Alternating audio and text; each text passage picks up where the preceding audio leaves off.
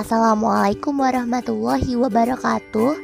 Kali ini saya Anissa Sri Maharani ingin menjelaskan tentang kerajaan Islam di Sumatera Barat. Kerajaan Islam di Sumatera Barat yang akan saya jelaskan adalah Kerajaan Pagaruyung. Tahukah kalian bahwa Kerajaan Pagaruyung merupakan satu-satunya kerajaan Islam di Sumatera Barat? Nah, nama Kerajaan Pagaruyung ini dirujuk dari tambo yang ada di masyarakat Minangkabau, yaitu nama nagari yang bernama Pagaruyung.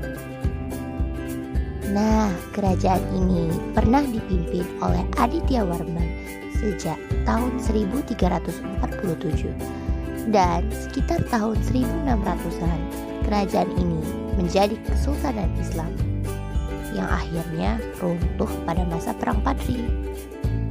Lantas bagaimana proses masuknya Islam di kerajaan ini? Nah, pengaruh Islam di Pagaruyung berkembang kira-kira pada abad ke-16, yaitu melalui para musafir dan guru agama yang singgah atau datang dari Aceh dan Malaka.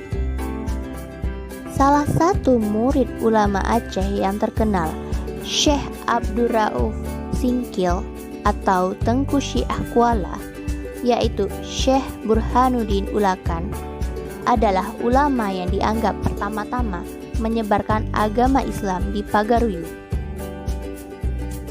Pada abad ke-17, kerajaan Pagaruyung akhirnya berubah menjadi Kesultanan Islam. Raja Islam yang pertama dalam tambo adat Minangkabau disebutkan bernama Sultan Alif. Dengan masuknya agama Islam, maka aturan adat yang bertentangan dengan ajaran agama Islam mulai dihilangkan dan hal-hal yang pokok dalam agama diganti dengan aturan agama Islam. Pepatah adat Minangkabau yang terkenal, adat Basandi Syarak, syarat Basandi Kitabullah, yang artinya adat Minangkabau bersendikan pada agama Islam, sedangkan agama Islam bersendikan pada Al-Quran. Namun dalam beberapa hal masih ada beberapa sistem dan cara-cara adat masih dipertahankan, dan inilah yang mendorong pecahnya perang saudara.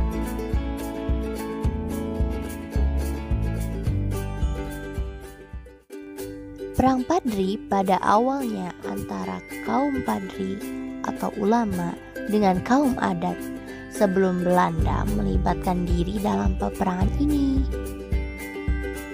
Islam juga membawa pengaruh pada sistem pemerintahan kerajaan dengan ditambahnya unsur pemerintahan seperti Tuan Kadi dan beberapa istilah lain yang berhubungan dengan Islam. Selain itu, dalam perangkat adat juga muncul istilah imam, khatib atau khatib, bila atau bilal, malin, mu'alim, yang merupakan pengganti dari istilah-istilah yang berbau Hindu dan Buddha yang dipakai sebelumnya, misalnya istilah panditu atau pendeta. Runtuhnya kerajaan Pagaruyung. Kekuasaan Raja Pagaruyung sudah sangat lemah pada saat-saat menjelang Perang Padri, meskipun raja masih tetap dihormati. Daerah-daerah di pesisir barat jatuh ke dalam pengaruh Aceh, sedangkan Indrapura di pesisir selatan praktis menjadi kerajaan merdeka, meskipun resminya masih tunduk pada Raja Pagaruyung. Pada awal abad ke-19, pecah konflik antara kaum Padri dan kaum adat. Dalam beberapa perundingan, tidak ada kata sepakat antara mereka. Seiring itu, di beberapa negeri dalam kerajaan Pagaruyung bergejolak, dan puncaknya kaum Padri di bawah pimpinan Tuanku Pasaman menyerang Pagaruyung pada tahun 1815. Dan Sultan Muning Alam Shah terpaksa menyingkir dan melarikan diri dari ibu kota kerajaan.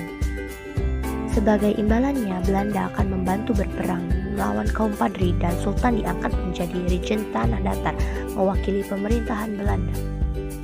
Setelah menyelesaikan perang di Diponegoro di Jawa, Belanda kemudian berusaha menaklukkan kaum Padri dengan kiriman tentara dari Jawa, Madura, Bugis, dan Ambon. Namun, ambisi kolonial Belanda tampaknya membuat kaum adat dan kaum Padri berusaha melupakan perbedaan mereka dan bersekutu secara rahasia untuk mengusir pada tanggal 2 Mei 1833 yang di Pertuan Minangkabau, Sultan Alam Bagara Shah, raja terakhir kerajaan Pagaruyung, ditangkap oleh Letnan Kolonel Elot di Batu Sangkar atas tuduhan pengkhianatan.